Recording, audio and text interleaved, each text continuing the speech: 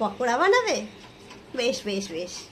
হ্যাঁ, বৃষ্টি হচ্ছে গো, ঠান্ডা ঠান্ডা ওয়েদারও। ঠিক আছে, বানাও। গরম গরম পকোড়া বেশ ভালোই লাগবে, খাওয়া যাক। আচ্ছা, তাহলে আমি পকোড়া বানিয়ে নিয়ে আসি। হ্যাঁ হ্যাঁ হ্যাঁ, যাও বানিয়ে আনো পকোড়া।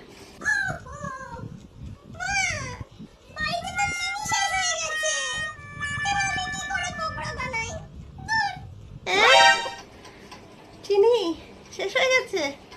ও, তা বলছি লবণ আছে বৌমা? বাড়িতে লবণ? লবণ আছে না? আচ্ছা, তাহলে জিলিপি বানাও, তাই খাই গরম গরম।